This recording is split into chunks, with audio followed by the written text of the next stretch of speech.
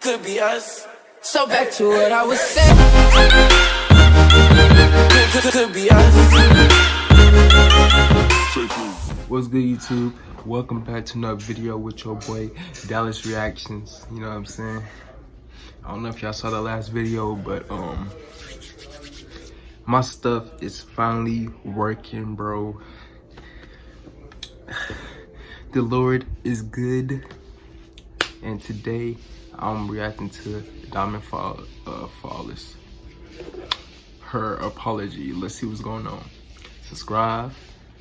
Turn on all notifications. You know what I'm saying? Let's get into the video. Hey guys, it's Dymond. Today I just want to talk to you guys one-on-one, not just on some Flawless or Dymond Flawless, but more from Dymond Charleston to you. Okay, so basically I want to just say where I've been, because a lot of you guys have not really known where I've been.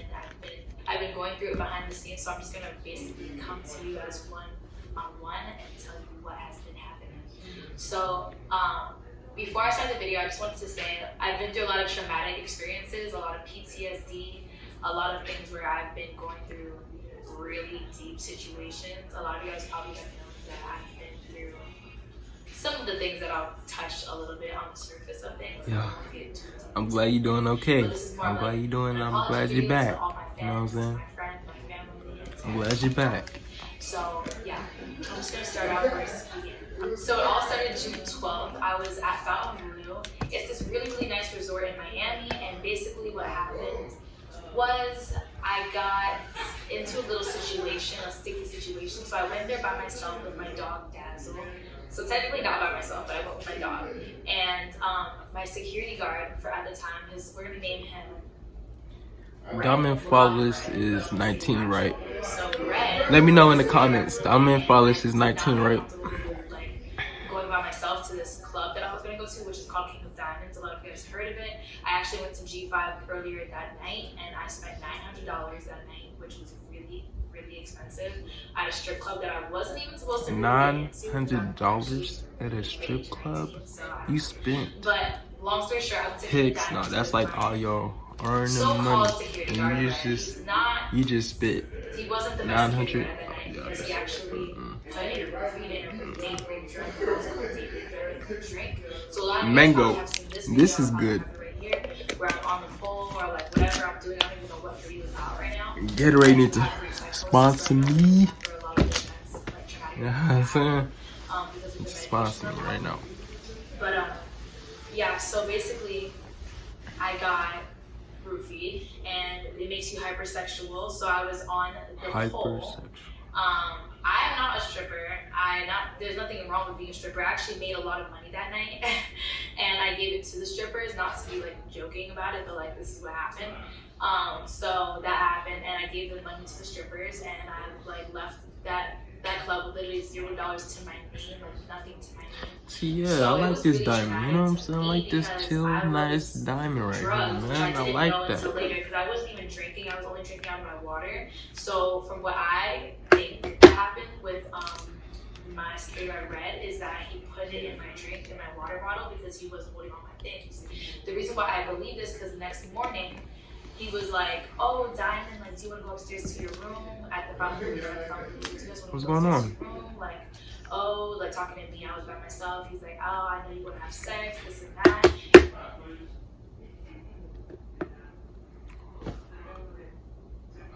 Come on, internet. Earlier that morning, later on that morning, he had left, and I believe he was the one that called the police. I'm not sure. I don't know, but I started acting very weird. I wasn't in the same like mind state. Also, mind you, I haven't been sleeping, so I woke up from a nap because I slept at the pool for like 5 minutes. Woke up from a nap, boom, got Baker active because I was taking like items. I was walking, running around with my speakers, screaming, like going crazy, and then basically protesting, playing FTP, F the police, and all the stuff. Then I took the American flag that was in the Fontainebleau's like beach, took the American flag, dumped it in the ocean, and was screaming like, "F this place, I hate it here." And a few minutes later, I started crying, like bawling my eyes out, because I thought I was gonna die, like literally thought I was gonna die, but I didn't, thank God. And then 2 seconds later, boom, the police were there, and I got sent to a hospital called Mount Sinai. So there's a hospital like 5 minutes away from Fontainebleau where I stayed for a week. And at Mount Sinai, basically, it was very traumatizing. Okay, so at Mount Sinai, I got there, the police brought me, they didn't even arrest me, they detained me, which means they just took me in the police car and drove me. They dropped me off there, and it was a lot more details, but it's just ridiculous. I got there and basically, I don't even remember. Oh, they brought me to the emergency room, and boom, this girl, I was screaming, because I didn't want to be there. But when I first walked in there, like this, like with my arms behind my back, and I was like, oh, like, I know I have to go in here, like, whatever. I don't even remember talking. I just remember walking in as if I was She's handcuffed. something I asked the else. police, I was like, why didn't you handcuff me? And like, oh, you don't need to be handcuffed. I don't know. It felt like a movie, like a dream. Then I get there, and then, what happened? I forgot. I got if you there. never act like that,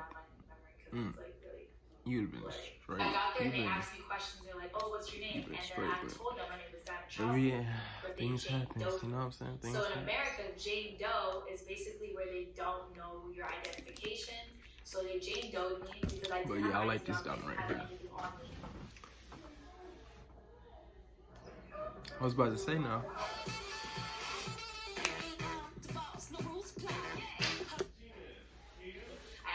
Before I left, got neglected. I gave my phone away to strangers. I gave my jewelry away. I gave everything of mine away. Like everything I had. I didn't even have shoes on me, nothing. And I had sand drip. I was like drenched in sand. I don't even know what's going on. But anyways, I got there. They Jane Doe'd me, and then 2 seconds later, I just remember getting hit with an injection into my butt, and then I was knocked out. Yeah, I was knocked out for I don't even know. I don't remember. That's the point of the drug. And then I just remember waking up in an emergency room, and they brought me in. I think they wheeled me in because I ended up in a handicap room. So I believe that I got handicapped, what is it called? Wheelchaired in to the room. Because when I woke up, I was in the handicap room. So that was that. So basically what happened at that hospital, Mount Sinai, it was fun. I'm not gonna say it was fun, but I had my experience there. So I had a roommate. My roommate was this Cuban mom. It was really, really funny. She was really nice and talking in Spanish, so now I can speak fluent Spanish. Say what's up. We like that. I learned a lot when I was there. They told me that I was manic when I got there, so when I left, and they told me that I was schizophrenic. They told me I was schizo, which means you hear voices, which I don't hear voices, so that was very weird, which I don't like. I'm on very heavy meds, which I actually am on meds for schizophrenia right now. So that's probably why I don't remember things and I'm very, very slow. So I might seem a little bit happy or pepped about this. Not that it's happy, it's not a happy subject, but I do look at, I'm very optimistic, so I look at the good side of things. Really, when I look at things, I don't really remember the bad parts, which is why I'm trying to in psychology, you can trace back what you remember if you go step by step. So I'm trying my hardest, but I don't really know the full story because I don't my brain erased it. Technically, if that makes sense. I don't know if that makes sense. Okay. So we're gonna fast forward to July 1st. So July 1st is when I actually, if you haven't seen the video, I pulled up to my ex-boyfriend's house named Jason. So Jason, this is gonna be directly towards Jason. Yeah, I'm sorry for coming to your house. I'm sorry for bringing my little brother. Sorry to Denzel, my little brother, for bringing you to his house. But the only main reason I did bring him there, my intentions were not on a negative side. They were to show Denzel that you cannot be aggressive to a girl, because me and Denzel already had our situation where I thought that I was seeing things very blurred. So everything was very triggering. If you said a certain name, even if you said Jason's name, I would feel some type of way. So long story short, Denzel and I had a situation where I felt like he was being too aggressive with his girlfriend. And Denzel, my little brother, he's 12 years old, so I was look, Denzel, you can't be like that. So that's kind of what happened, why I brought Denzel to Jason's house, because a lot of you guys know parts of the stories, but you don't know the main story. Even Jason himself doesn't know the story, and this is why I brought him to Jason's house, which I shouldn't have done. I do want to say sorry for that. I brought Denzel to Jason's house because Jason and I have, as you guys know, has done a lot of things to me, and our relationship has been very traumatizing to my soul and my heart, because I was dating him, and you know, a lot of things have went left, which you guys can research about later. But I want to say sorry to Jason for bringing that drama and being on your property, because anything could have happened. I was on his property. He could have done anything to me, and it would have gotten away with it. So that's very, very dangerous. She got some big don't hands. like how Jason did put his hands on my She got some big old hands. About that, like do too much. But Jason, I really wish you wouldn't have done that. I just wanted to address that in the video because I do remember you putting your hands on my brother and me telling you not to. Also, I do want to apologize to Brienne, his girlfriend, for. All right, so after July 1st, that was cool. That was whatever. That's what happened. I did go to his house, and a lot of things happened, and whatever. So July 4th, I don't remember because my parents actually gave me my meds that I got for schizophrenic, which I'm not schizophrenic. Like I'm not, and that's on period. Even my doctor said I'm not. He gave me meds for it, which I don't understand. So I went July 4th. I went to Walmart, picked up my meds at the pharmacy. Sorry if I'm talking fast. I'm really like anxious.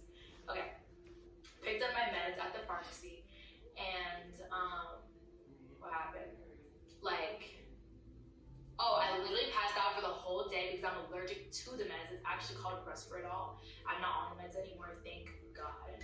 But those meds are so strong, and I was knocked out for the whole July 4th. And July 4th, I thought I was going to gain independence. I did not gain independence. I was locked up mentally. If you guys don't understand what that means, it's like I just felt like I was trapped inside my own body. That's so okay. I should make a song about that. No, it's not funny though. It's like real life.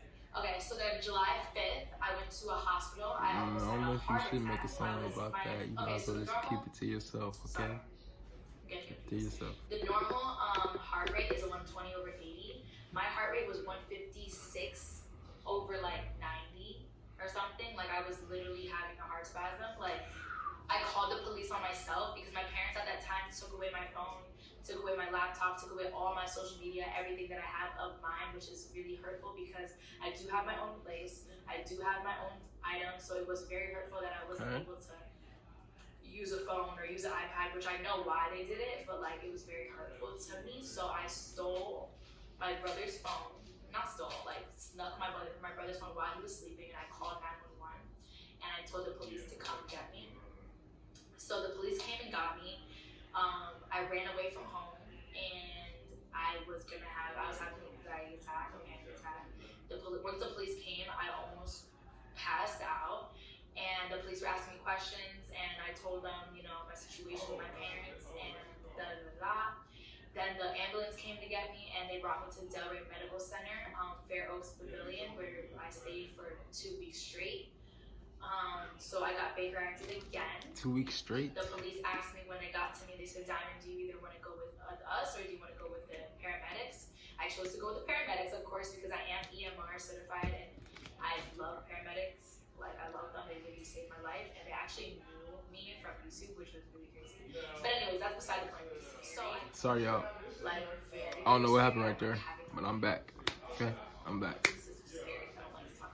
I was riding the ambulance truck, and they basically pumped me with saline, and like they cleansed my whole body in order for me to like be able to think clearly, because I was saying things I didn't mean, and I was really sorry for things I was saying. Like I would say one thing, and then like, oh, I'm so sorry. I'd be like, oh, the sky is red, but like the sky is blue, and like I was very off track. They told me that I told them that I wanted to go to West Boca Hospital because that's where I do my rotations. I did my rotations in high school, and they're like, oh, like we can't bring you there because they don't have a psych ward. And I was like, why do I need to go to a psych ward? And they're like, oh, like you have to go to a psych ward or whatever. So they brought me to Delray, and that is where I stayed for 2 weeks, which they treated me very, very well. At Mount Sinai, I wasn't treated that well. Even though like I was treated well by the nurses, but like by the doctors I wasn't treated well. But at the Delray place, like the Delray Fair Oaks Pavilion, like the doctor was really, really good, and the nurses were really, really good, and I'm very happy that I stayed there. Yeah, so I went from being schizo and manic to being actually bipolar, so I'm not schizo or manic. I did have Bipolar? many episodes, of course I did, which is when like basically like almost like your eyes turn black. Like a lot of people said that they said my eyes turn black, which I believe it because I don't know. But it's like you black out and you don't see anything but negativity. Crazy. Yeah, that's how I felt when I was young. Yeah, it's deep. But I'm glad she doing But good. I'm now glad she better, doing good. so I'm we're glad gonna she get back got. to where I'm better. So I Glad went she to got the past Dymond that. Medical Center, and basically there we colored all day. I colored. I have like this much of like coloring pages. I should have brought them, but I don't have them with me. We did crossword puzzles. They treat you like a kid. I gained like 30 pounds while I was in there. I'm like literally so 30 pounds? Okay. big now because I would eat all day. Turkey sandwiches, those things were busted. Turkey Like a lot of sandwiches. people don't think it was fun. Like I'm not No. saying it's fun, but like it's not fun. You just have to make the best of the situation, and that's the type of person I am. Like if I'm in the worst situation, I'll still think of the best part of it. Not the best, but like the better part of it. So like I can't even tell you like really the bad part of it, besides the fact that I was away from my family and friends, and that I was gone off social media, no phone, no nothing. It was basically like jail. It felt like hell, but it wasn't. So that's what it is. And then yeah, I don't even know. And the day I was Excuse supposed to leave, bro, this girl tried to fight me. Like I'm just happy I'm out. Like Of I don't course. seem happy about the situation, but I'm Of just happy course. that I'm out of that situation. That's something And that I'm always better now, happens, and I'm bro. on meds, That and always I'm happens. happier because like a lot of things happened. Like I can do another story time on my Snapchat that I'm recording right now. Like a girl tried to fight me. One of my friends, like one of the guy friends that I had in there, like he ran away. A lot of them were very sexual men that were like very rapey kind of, and then the girls were very like want to fight. So that's kind of how the environment was. It wasn't the best environment to be in when you're trying to heal and recover, but I guess it's kind of like rehab, I guess. Another reason why I was acting kind of crazy was that I was on a lot of drugs. I did take marijuana. I've been smoking marijuana since I was 13. So I don't recommend marijuana. I don't smoke anymore. I've Marijuana? been drinking since I was 13. I've been taking Percocets since I was like 18. So like a year I was taking Percocets. I like 2 Percocets a day, which is like literal heroin. I also did promethazine and codeine, which is lean. A lot of people that are on the limelight, not saying like You had this person, that lean? person, but I'm saying a lot of people do drugs that they're not supposed to do. So if you're young, I would recommend that you stay away from drugs because drugs can ruin you. So it's kind of like people thought I was on drugs, but really I was on a withdrawal from drugs because one day I woke up and I was like, I'm not going to do drugs ever again. And that's what happened, and that's kind of what sparked my bipolar disorder and all this stuff because I used to be on drugs all the time. So like you guys probably wouldn't even know that I'm high on weed or I was high on a perk, but like I was because I was very depressed. Even when I went to college, Yeah, that's I was very, very that depression will get you now. That's kind of where it came from. But now that I'm sober, it's a lot better. I am still on meds, so it's like not they're opioids and like opiates, I think they're called.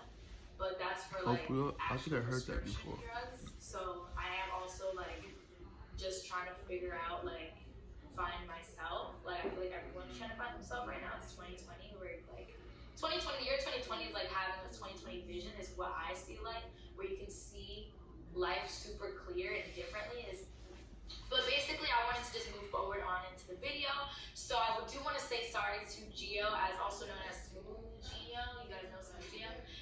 Gio, I want to say sorry straight to you because I think that it came out a rumor that I said that we had sex. We did not have sex. This is coming out of my head when I'm clear, sober, like I'm here. This is Dymond telling you guys I did not have sex with Gio. Gio is a friend of mine. I don't think we are friends anymore. I've lost a lot of friends. I've gained a lot of friends. But I don't believe we're friends anymore. So I want to say sorry to Gio.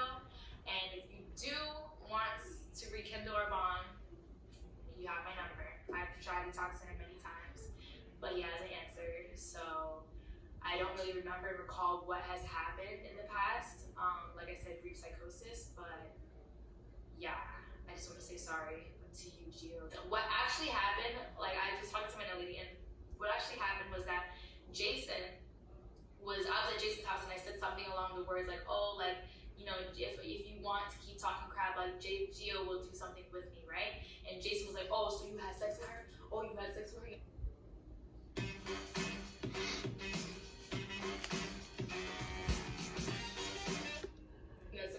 This is why I don't do no drama. I hate drama. You know what I'm saying? If you got drama, leave me alone. You know what I'm saying? I do not want to have sex with him because a lot of people were saying like, oh yeah, you want to. I don't. That goes for all females. So what I just said, That's the only way to stay. all females. Is what it is. I'm going to be friends, like I said. I also want to say sorry to Jasmine, my best friend Jasmine. We are back being friends, but I do want to say sorry, Jasmine, for anything that I've caused, like any problems we've had because of what I was going through. You know, I was looking at life very differently back then. So I want to say sorry to Jasmine.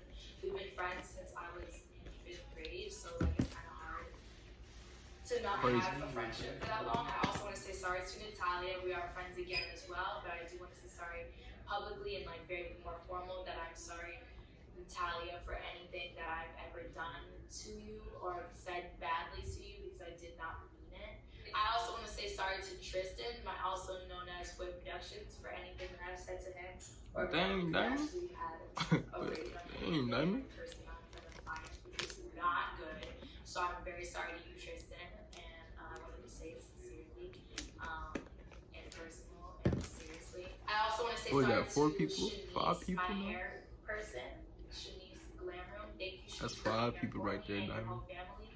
I want to say sorry for any drama that has been caused. You know, she did do my hair.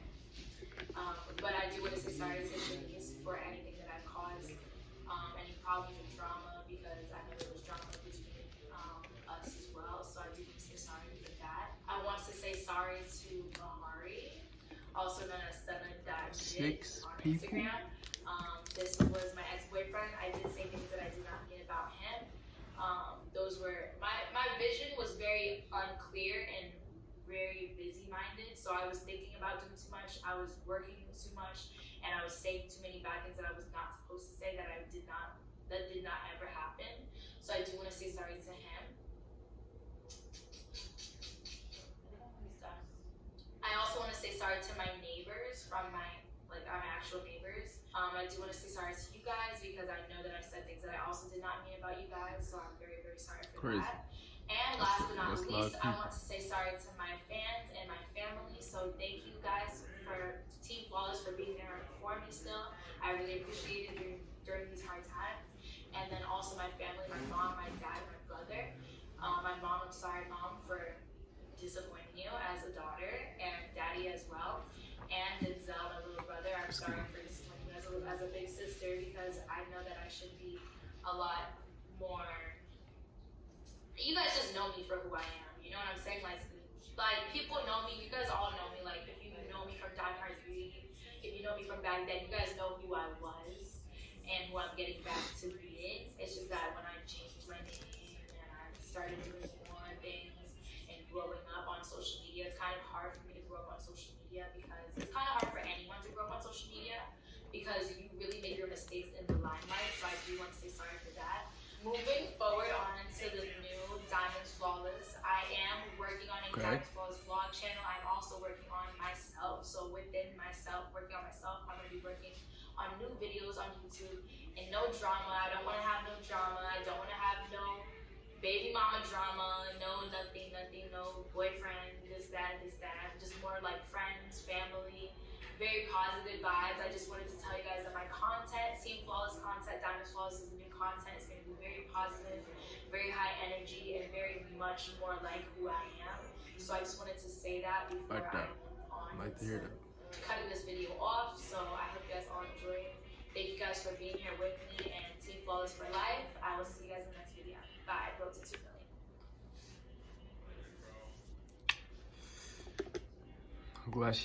I'm glad she's doing good. And that's the end of the video. Subscribe, like, comment.